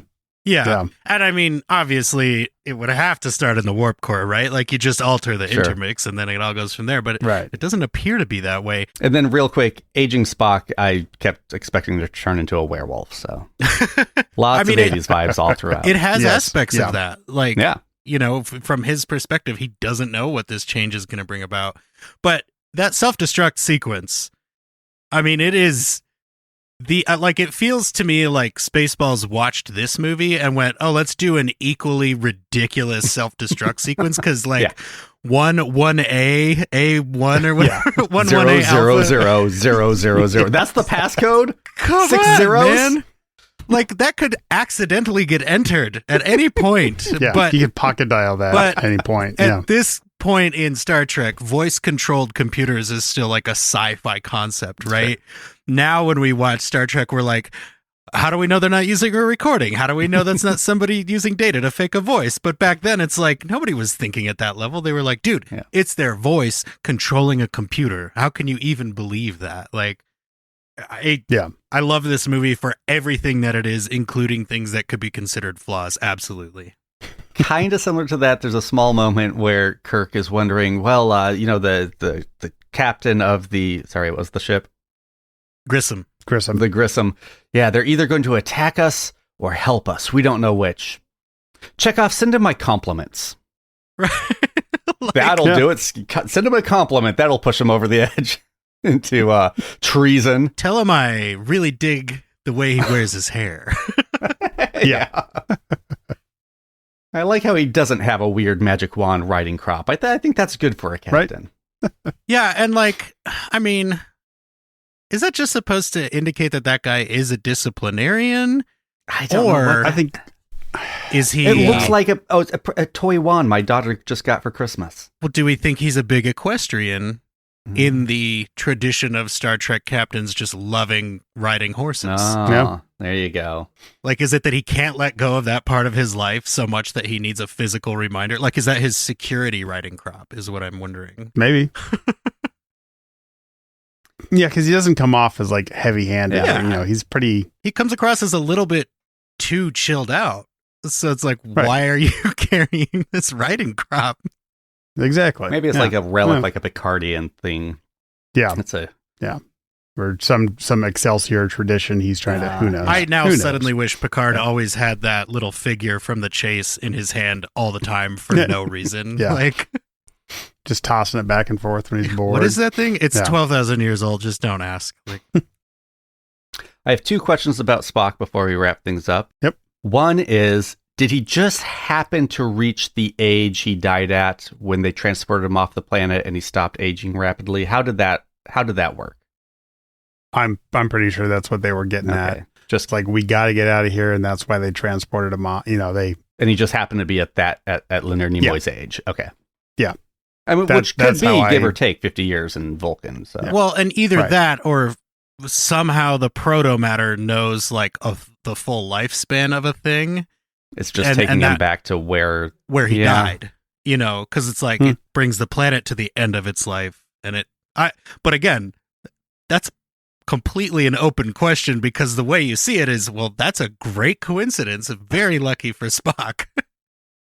And then, so we learn from Sarek that, like, any Vulcan who knows he's about to die is going to download or upload his consciousness into someone's brain.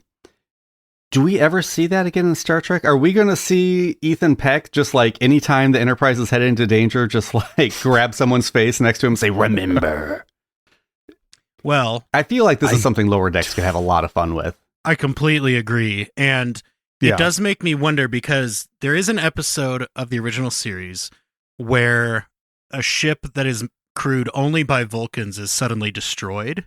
And Spock feels that like, I mean, unfortunately, the closest parallel is like the Force. Like suddenly he hears all these thoughts and feelings from this Vulcan crew, and he explains like they had no idea what was happening, and they were terrified when they went, which is a great device, obviously. But it does make you wonder. Like, we know that Pike didn't give any specifics to Spock after his experience in A Quality of Mercy, but it seems like he kind of hints to Spock, like, your time isn't now. And that sort of a thing. So, like, because we know Pike has this plot armor of, like, nope, I've seen how I go. Nobody's dying today. Like, comfortable to say that on the PA. But it does make you wonder, like, does Spock have some kind of extrasensory awareness of that?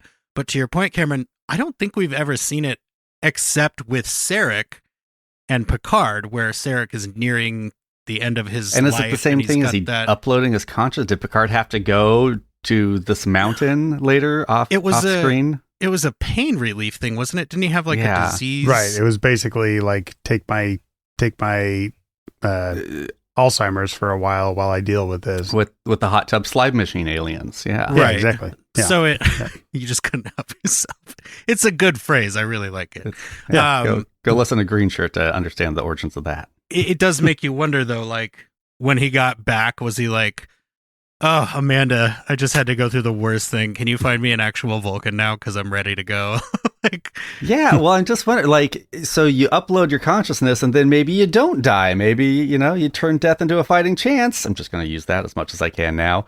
And now you've got, like, a bunch of people with, like, your conscious uploaded in them. Do you have to take them all to the mountains and then, like, erase it, scrub it from their memory? This seems like a very, I don't know, burdensome cultural thing. Yeah, without a Trill symbiont, it definitely gets a little messy. And like, at what point do we let somebody actually die on Vulcan? You're right, because the Trill symbiont was always very straightforward. Exactly. Yeah, never any gray areas. But there. like, if you have the Vulcan who has passed body, do you resurrect them too? Like, right? I guess what we're getting at is Spock is a Nepo baby, right? Like he got this treatment because Sarek had high friends in the Vulcan Council, because otherwise Vulcans would like honestly act all the time like they were functionally immortal. And that's not a great way to sustain a planet's resources. Yeah. Again, I don't think Sarek was saying, "Bring me the body of Spock and the Katra of Spock, and we're going to bring him back to life." This was to pass him into the afterlife. Right. He was saying, he said his body was dead, but his mind is still alive. We need to do our ceremony so he can go to heaven. Yeah. Right. And then when he got home or when he spoke to Kirk and he realized, oh, the Katra is still fully intact, he remembered, oh, wait, there was that one ancient thing that sometimes would happen. I'm going to go see if I can pull some strings. You go see if you can find Spock's body. And, maybe we do a little resurrection when you get back. No, that's not what was happening. That's what happened, Cameron. Did you watch the movie? Well, that is what happened. That's why I'm very confused by this movie, but that's not what Sarek said.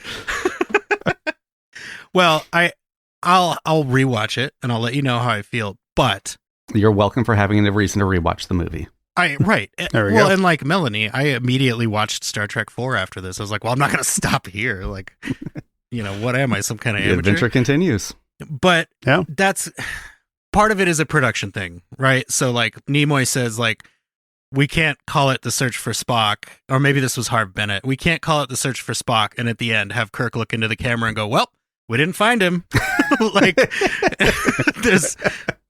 Like, what are they going to do, right? It's not going to happen. I will say, like, making the whole movie, like, for as many characters as in science fiction and genre we see come back to life, like, this one feels like it has meaning. I buy the technobabble of it, and you get this whole movie, and it feels important. And it doesn't come easy. Like, again, Spock has a whole other movie of rediscovering himself. So, like, it has weight to it. It absolutely feels earned. And I have to imagine... that I want to say this movie was greenlit like 6 days after Wrath of Khan hit theaters. So I'm sure part of the calculus here was like, okay, how do we make more Star Trek movies that still have this whole crew in it? Because this one just made money.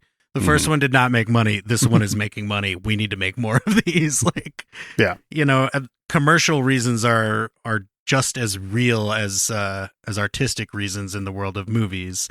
And I got to say, I'm pretty impressed and grateful that we got 3 amazing movies, because 2, 3, and 4 are a trilogy. I'm very happy we got those, even if the reason was somebody at Paramount went, I'd like to make more money. Well, Jesse, you went ahead and watched Star Trek 4 after this. You know who else watched Star Trek 4? Everyone cool? The Sci-Fi Sisters. The Sci-Fi Sisters. Who are discovering the next installment in this pod crawl.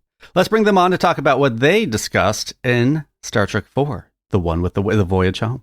Sci-Fi Sisters, Tamia, Sabrina, Yvette, thank you for joining us on Open Pike Night. Well, thank you for having us here. Thanks for having us. Hey. So good to see you again after Trek Long Island. Oh, yeah. Right. It's been a long time. It's been almost a year. Right? Yeah. Oh my God, it's coming up soon again. I can't wait, y'all. That's right. Yeah, we're starting to get emails for it already. So you covered Star Trek 4. And if our listeners have never heard of the Sci-Fi Sisters, where can they find you and go listen to the next Podcrawl episode? They can find us everywhere, especially anywhere you listen to your podcast. It's Sci-Fi Sisters. It's SYFYSISTAS.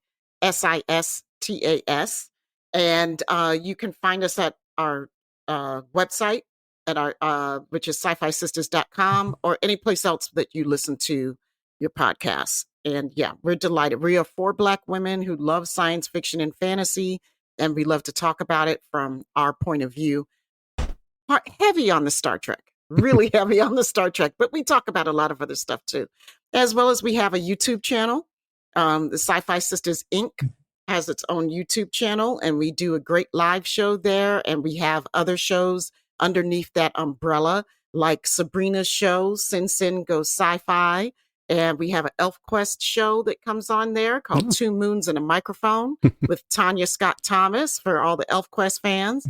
And we've got our brother Derek Tyler Attico, author of the autobiography of Benjamin Sisko, who has his show on there called The Soul of the Story. So check us out on YouTube as well.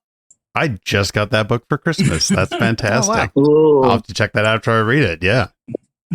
We are proud members of the Trek Geeks Podcast Network, and that's where that is the home of our podcast, of our audio podcast. And we ain't going nowhere because we love our podcast poppers. Now, I thought you were going to say, John, if our listeners are unfamiliar with Star Trek IV: The Voyage Home, what can you tell us about that?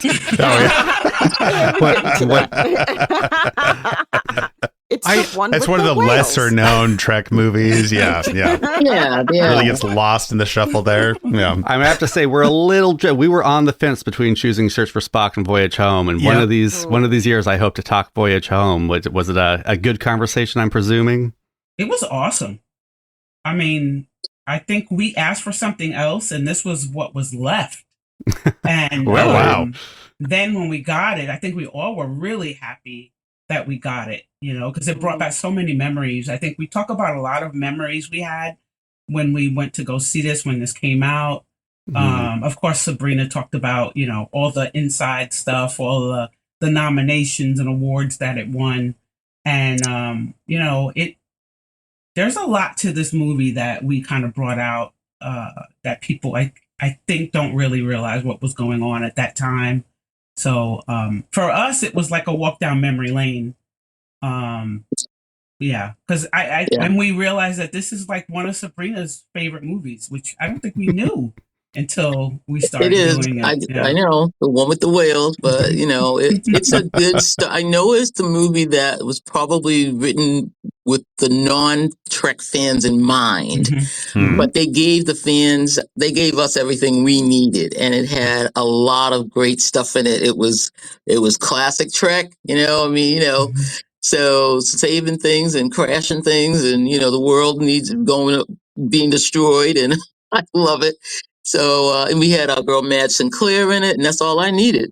Right. It's always so great when you discover things about your co-hosts on air while you're recording. Yeah, right? It really is. Oh, yeah. And you think we think we know everything now. It's always something. It's always something.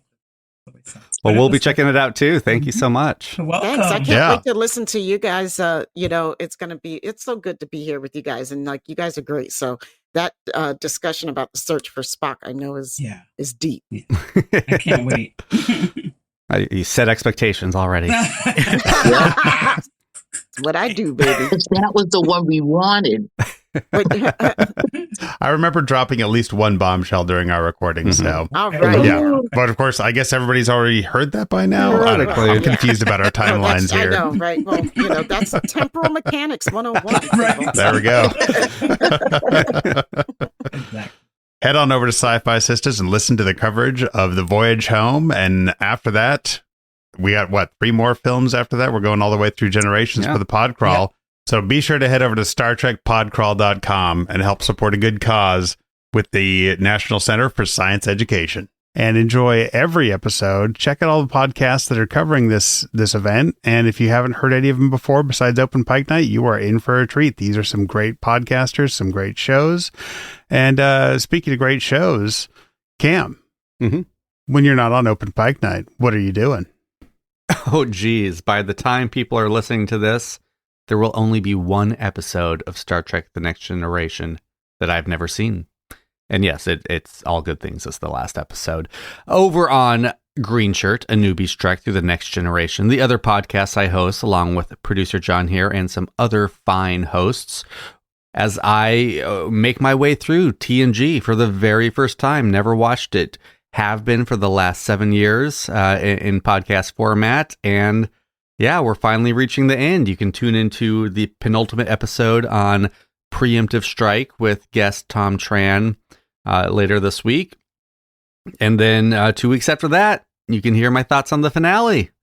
All good things. But don't worry, we've still got some movies to go through. We've got Picard Season 3. We're into Season 2 of DS9, doing the DS9 Minute, exactly what it sounds like. And we'll shortly be starting the 7 or 9 minutes of Voyager, not too long after we wrap up TNG. So plenty more to hear over on Green Shirt, a newbie's trek through the next generation, wherever you listen to pods. And Jesse, we had some great callers tonight, including our very special guest. Thanks once again to Robin Curtis for popping in to talk with us. If any of our great listeners or new listeners here from this pod crawl want to call in, how can they do that? 2 things here. First of all, if you're still on Twitter, get out of there, and come follow us on Blue Sky at Open Pike. And you can also just go straight to our website, openpike.com. You can record your call right there. You can see our patron stuff. You can find everything you need for the show all in one place. There's links to the Discord so you can come chat with other real-life Star Trek nerds. And I know this would be considered moving backward, but Cam, have you considered doing a very short mini version of a TOS recap show? I'm just throwing it out there. Because I like to keep a joke running, and I feel like John needs to be there. It's okay if you don't. TOS, the 1 second recap. There we go. The 1 second recap. Everybody give one word. But no, John. Good or bad for each one. I fully support your New Year's resolution to watch more Trek, as these folks have heard from you, John. And I'm just happy to have somebody to talk about it with. So thank you guys both for continuing on this human adventure with me. Thank you all for listening. It has been a long night. We are 3 drinks into 7 drinks on this pub crawl, so we got to head on to the next stop. We'll just be sure to clean up after ourselves. We'll be sure to tip our servers. You can go anywhere you want, but you can't stay here.